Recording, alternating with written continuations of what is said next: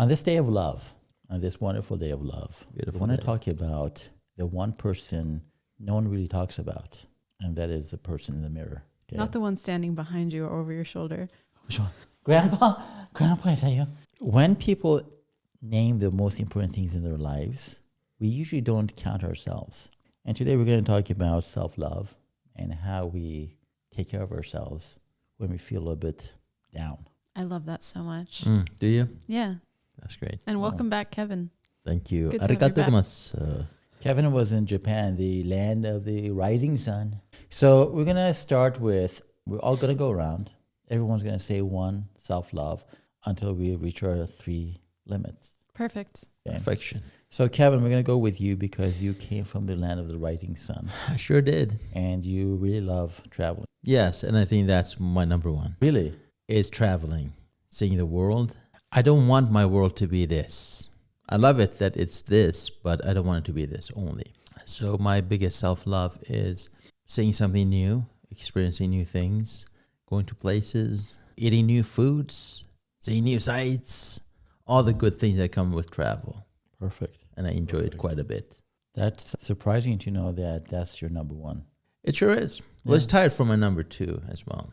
Okay, well, let's go for number 1 for you, Amanda. So I'm going to contrast that. Even though I love travel, I do, and I want to do as much of it as I can in this short little life. My number one thing is rest. So perhaps it's being an introvert, perhaps it's being a Taurus ascendant, or perhaps it's just being a human being. But you can stick me in my bed for 8 to 10 hours, and I don't mean at night when I'm sleeping. And just resting and decompressing and relaxing and not going anywhere or interacting with anyone is one of my most self-loving things. And it's been quite a journey to not feel guilty about that.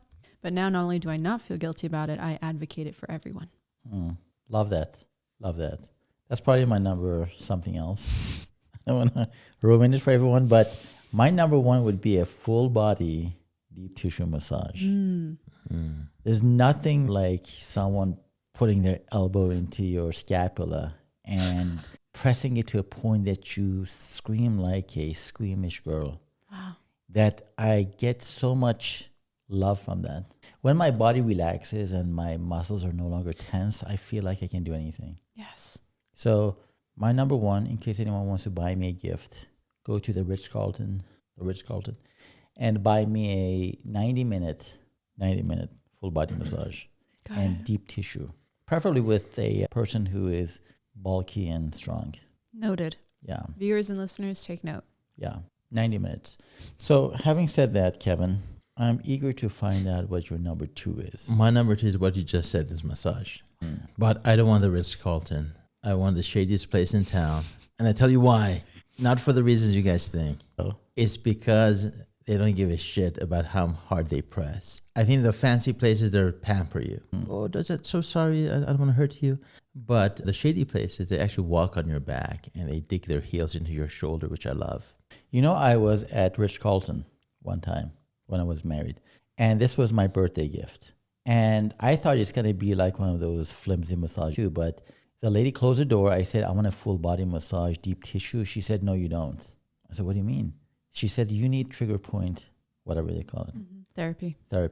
And the amount of pain I released that day was phenomenal because I've never felt like that before. I walked out and my body no longer hurt.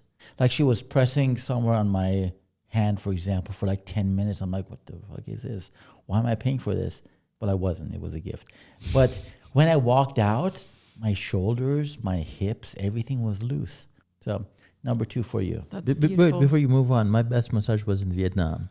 This lady had no clue what she's doing, but she was doing it well. That's another Lots show. of pain was released. She walked on my back, and that's when I thought I had an issue with my kidney exploding. Yes. I Because she did remember walk on parts that she shouldn't have walked on. Yet, it ranks top of my list of all the massages I've ever gotten. that. Okay, perfect. So I think the listeners and viewers are all sold on massage now. Massage, Yeah. You really Yeah. sent that home. That's beautiful. This segment is brought to you by Massage Envy. Massage Envy. Get your massage today. I knew there was a reason for that. Continue to your number 2. So my number 2 is meditation Not because it feels good, unfortunately. I do love massage, by the way, but that's not in my top 3. I like meditation because it centers me. And if I am having an off day or spiraling or frustrated or lost, or my nervous system is dysregulated, even though it feels like a chore when I start, I always know that if I settle down with a meditation session in 20 minutes, I will have shifted frequencies completely. If I can just get myself to hit the timer and do it, I know I can have a paradigm shift. And it has never failed me. So meditation for the win. It's my second most self-loving. Clap, Well, clap, clap, clap, clap. practice. Good job. Yeah, that's great. We do share that number 2. Meditation is also my second most favorite self-love. And I know I need one when my mind's going 100 miles an hour and I cannot focus and I cannot make sense of my world. The best thing I do is, usually I meditate in the bathtub, by the way. And I found that to be a very nice meditation. So I get my body upstairs to that bathtub and I put Epsom salt and some bubblies in it and I fill it with hot water, scorching hot, not lukewarm, scorching hot. I just slip in and I throw my phone as far as I can from myself. And I just close my eyes and I start going into a state of meditation. And when I come out of it, the water's barely warm because I just get lost in that space. And I just feel so much better afterwards. Now, I don't know if it's the Epsom salt or the... It's okay. You don't need to know. Just keep doing that. Yeah, but that is, I mean, it's kind of 2 things combined, a hot bath and a meditation, but that combination definitely works. Well, I love the layering because what I'll do in these 8-hour siestas that I've described, my first favorite thing, rest, is I'll layer meditation into that. So it's like an hour of resting and then an hour of meditation. That layering, I think, builds our capacity. It builds our relaxation. Take you, if you travel and get a massage while you're traveling, you're layering all of your favorite self-care things on top of one another and it compounds the effects. Yeah. It actually makes them really nice. Yeah. Number 3 now, Kevin. Well, there's a tie, but I only have to speak of one. Thai food, or what are you talking about? Well, actually, it is food. Oh. But I figured I'm not going to talk about food, even though I love to treat myself to some amazing food. But no, the other one that I was going to speak of is taking care of myself in the morning. Nice shower, shave. When I do that, and if I happen to trim my hair in the process, I love it. That usually makes my day. I'm like, wow, you know what? I'm taking care of myself, looking my best. So yeah, that's my number 3. I love that. And I would say that ranks in my top 5, manicuring, hygiene, the morning process. But I have to shout out my new favorite, number 3, is morning journaling. I've been doing this process called the Morning Pages by Julia Cameron. She talks about it in her book, The Artist's Way. You pull out lined paper, 3 full-size pages, and you have to fill them all up before you do anything else. And it is so cathartic and so self-revealing, inspiring, and artistically unblocking that has become my new thing, to the point that even in the middle of the day, if I'm having thoughts, I need a solution, I'll just bust out some papers and start writing. And inevitably the answer will come out. And it's been amazing. So that's my number 3. Awesome. Boy, I've been thinking about my number 3. And there's 2 things I love. I'll just say both of them because they're tied. The first one is, and this is a new one for the past year, I do this. Shower? I ground. I ground. I literally go sit on my front porch without shoes on, socks on, and just sit down with my hands and feet on the floor. And I look at nature. I look at the little ants walking. I'm like, poor little auntie, where are you going? I look at the hummingbirds coming in and out. I look at the leaves. And I think to myself, wow, what a pleasure it is to be part of this earth.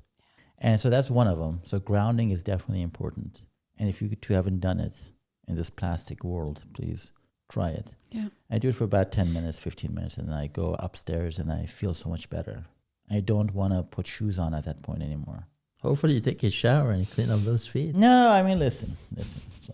Yeah, if you keep the dirt on the bottom of your feet, it helps you stay grounded. The other one is when I go nuts with juicing and hydration for like a day or 2, I'm like, wow, I need to hydrate. And I start doing it and I start feeling better.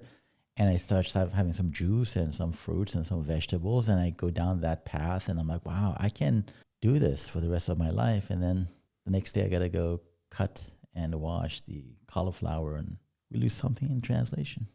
It's okay. Yeah. Anything involving cauliflower is going to be a no from me, dog. Really? But I love that for you. What's wrong with the cauliflower? Something wrong with it.